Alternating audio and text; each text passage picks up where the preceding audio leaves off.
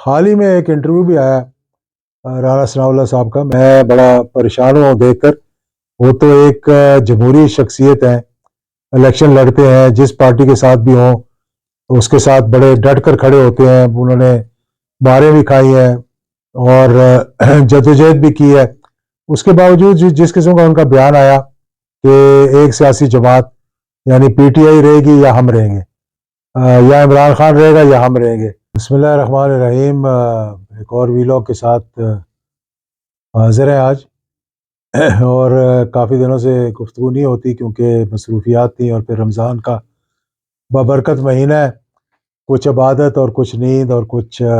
ملنا جلنا, افطاریاں, یہی ماحول رہتا ہے رمضان کے اندر تو. لیکن اس دفعہ رمضان بھی لوگوں کے لیے بڑا بھاری گزر رہا ہے, خاص طور پر آٹے کی تقسیم میں جو بھگ دوڑ مچی ہوئی ہے. جس طرح سے لوگ آٹا لینے کے لیے 6 سے زیادہ لوگ شہید ہو چکے ہیں, تو اس ماحول کو بہتر کرنے کی ضرورت ہے. میں سمجھتا ہوں کہ اس کے بعد جو اگلا قدم اٹھانے لگے ہیں اس میں میرے خیال میں زیادہ بھگ دوڑ مچے گی کہ پیٹرول کو جو موٹر سائیکلوں کے لیے سستا اور بڑی گاڑیوں کے لیے مہنگا, یعنی یہ ایسا طریقہ کار نکالا جا رہا ہے جہاں کہ ہر پیٹرول پمپ پہ میرے نزدیک تو سینکڑوں کے قریب موٹر سائیکل پہنچ جائیں گے, اور جن کو پیٹرول نہیں ملے گا تو ان کا پریشانی کے عالم میں جس طرح یہاں بھگ دوڑ مچ رہی ہے کہ پیٹرول پمپوں پہ مچنی شروع ہوگی تو بہت مشکلات ہوں گی. تو میں یہ حکومت سے کہوں گا کہ طریقہ کار ایسا بنائیں جو کہ فول پروف ہو اور مستحق لوگوں تک آپ کا پیغام جو ہے وہ پہنچے. اور اچھی بات ہے سستا آٹا دینا, سستا پیٹرول دینا, اور بھی چیزیں اگر جو ضروریات زندگی کی ہیں اگر ان کو بھی سستا کر دیا جائے سبسڈی دے کر, تو اس میں بھی کوئی بری بات نہیں ہے. یہ ساری دنیا کے اندر ہوتا ہے,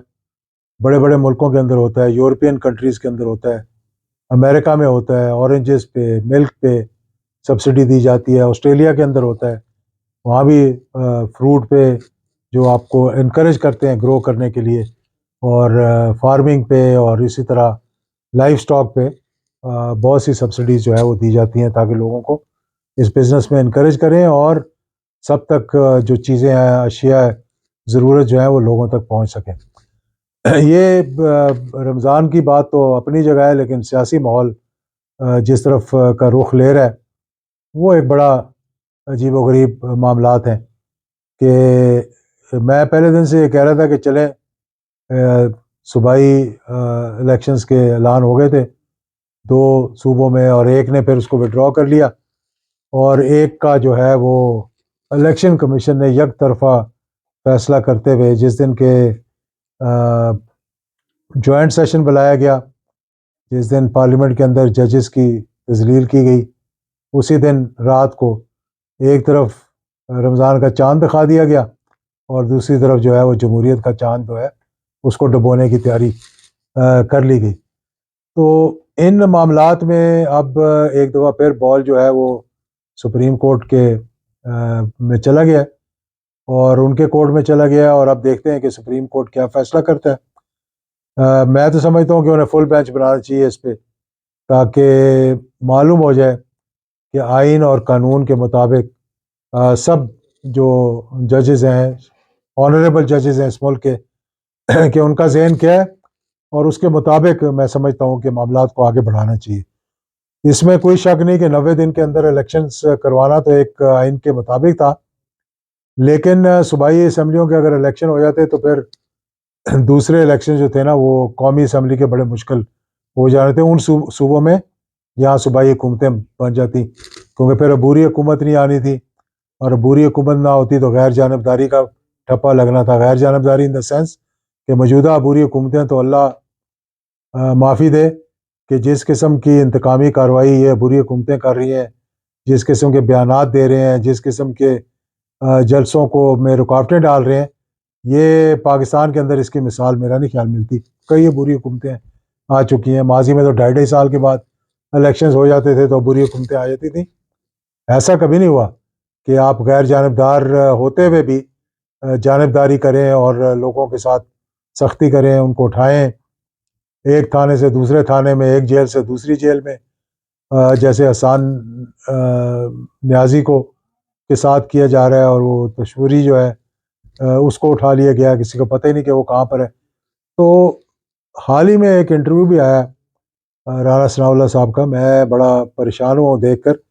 وہ تو ایک جمہوری شخصیت ہیں، الیکشن لڑتے ہیں، جس پارٹی کے ساتھ بھی ہوں اس کے ساتھ بڑے ڈٹ کر کھڑے ہوتے ہیں، انہوں نے ماریں بھی کھائی ہیں اور جدوجہد بھی کی ہے۔ اس کے باوجود جس قسم کا ان کا بیان آیا کہ ایک سیاسی جماعت یعنی پی ٹی آئی رہے گی یا ہم رہیں گے، یا عمران خان رہے گا یا ہم رہیں گے، اگر یہ ایک کا وجود رہے گا یا ایک دوسرے کا وجود رہے گا، تو وجود کے رہنے کا تو مطلب ہے کہ آپ راستے سے کسی کو ہٹانے کی بات کر رہے ہیں، یعنی کہ اس کو راستے سے ہٹانے کا مطلب ہے کہ کچھ بھی کر سکتے ہیں آپ۔ اور انارکی آپ نے کہا کہ ملک کے اندر پھیلی ہوئی ہے، صدر اور وزیر اعظم کے درمیان جو ہے وہ ایک نئی محاذرائی شروع ہو گئی ہے، الیکشن کمیشن اور سپریم کورٹ کے درمیان ایک الگ محاذرائی شروع ہو گئی ہے۔ تو اس کا کیا نتیجہ نکلے گا؟ اس کا نتیجہ تو میرے خیال میں بڑا خوفناک نکلے گا۔ ملک پہلے ہی انتشار کا شکار ہے، اقتصادی معاملات خرابی کی طرف جا رہے ہیں، انڈسٹری بند ہو رہی ہے، ایکسپورٹس ہماری گر گئی ہیں، امپورٹس ہماری ہو نہیں سکتی کیونکہ ہم ایل سی نہیں کھلوا سکتے، جس کی وجہ سے ہماری جو مینوفیکچرنگ ہے وہ را مٹیریل جس کا باہر سے آتا ہے وہ بند ہو جائے گی، اور پھر آہستہ آہستہ ملک جو ہے اس کا دیوالیہ ان دا سینس کہ ہائپر انفلیشن جو کہ 46% پہ پہنچ چکی ہے اب آلریڈی، تو چیزیں جو ہے وہ قیمتیں ان کی ڈبل ہو چکی ہیں۔ تو اس ماحول کو بہتر کرنے کے لیے کسی نہ کسی کو کوئی کردار تو ادا کرنا چاہیے۔ جب سپریم کورٹ نے کوشش کی تو اس کو دوسرے ادارے نے رد کر دیا، اور میرا خیال ہے کہ اگر الیکشنز کا اعلان بھی ہو جائے تو موجودہ حکومت نے الیکشنز کروانے کی ٹھان لی ہے، نہ کروانے کی، تو یہ ایک ہم ایسی بند گلی میں داخل ہو جائیں گے جس سے نکلنے کے لیے پھر جمہوریت کو خیر بات کہنا پڑے گا۔ اور میں یہ اندازے سے اپنے کہہ رہا ہوں کہ موجودہ حکومت کیونکہ اتنی خوفزدہ ہو گئی ہے الیکشن سے، کیونکہ ان کی ایک جو ساکھ ہے وہ بالکل ختم ہو گئی، اور انہوں نے دیکھ لیا کہ راستے بند کرنے کے باوجود بھی لوگ کس طرح جلسوں میں پہنچ رہے ہیں، تو الیکشنز انہوں نے پھر بھی نہیں کروانے۔ اور الیکشنز نہ کروانے کا مطلب ہے کہ ملک کو انارکی تو اپنی جگہ کہ یا تو دوبارہ مارشل لاء لگوا دیں یا پھر کوئی ایسا عبوری سیٹ اپ آ جائے انڈائریکٹلی جو کہ سال 2 سال نکالے، کیونکہ ہماری قوم کے حافظے بڑے کمزور ہیں، تو یہ سمجھ رہے ہیں کہ پھر ہمارا ایک دفعہ پھر سے کم بیک ہو جائے گا۔ میاں نواز شریف صاحب بھی یہ کہہ چکے ہیں کہ اس سال الیکشنز نہیں ہوں گے، اگر تو شاید میتلا صحیح کہہ رہا ہے، کیونکہ جنرل باجوہ نے تو بڑا اچھا کیا، میں سمجھتا ہوں کہ کہہ دیا کہ وہ میرا انٹرویو نہیں تھا، اور میں نے وہ انٹرویو نہیں دیا کیونکہ میں خود پریشان ہو گیا تھا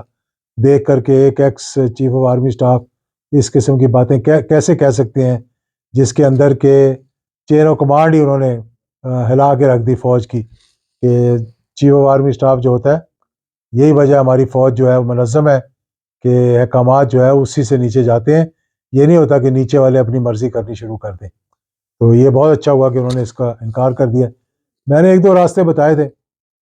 نکلنے کے اس گند سے جو پھیلا ہوا ہے اس ملک کے اندر۔ ایک پہلا تو یہ تھا کہ سپریم کورٹ اور اسٹیبلشمنٹ مل کر، جس طرح A P S army public school Peshawar پہ جب حملہ ہوا تھا تو سب کو اکٹھا بٹھایا تھا، اس وقت کے chief of army staff general Raheel Sharif, D G I S I, ہم لوگ سب بیٹھے تھے اور سب نے ایک نیشنل ایکشن پلان بنایا، اور کوئی ایسی جماعت نہیں تھی جو کہ آن بورڈ نہ ہو۔ اسی طرح سے موجودہ صورتحال میں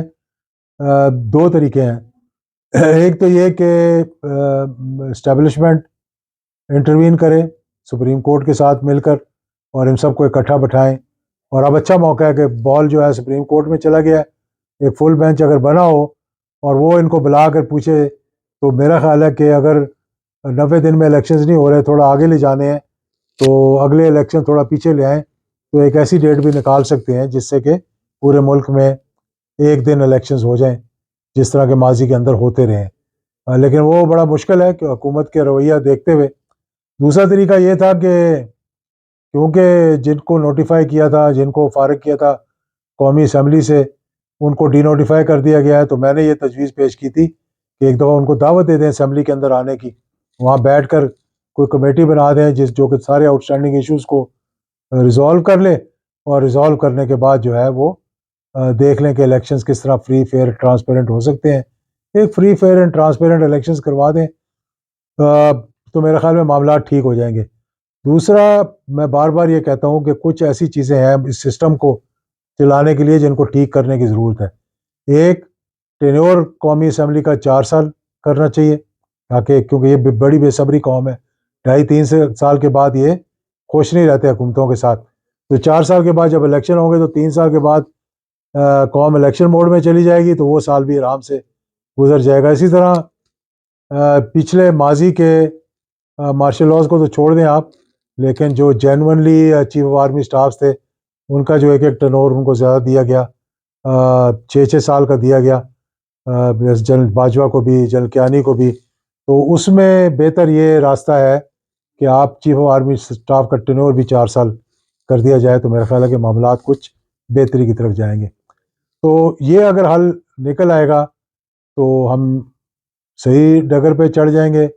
ورنہ جو معیشت کا حال ہے, جو بیرونی طور پر ہماری ساکھ خراب ہو رہی ہے,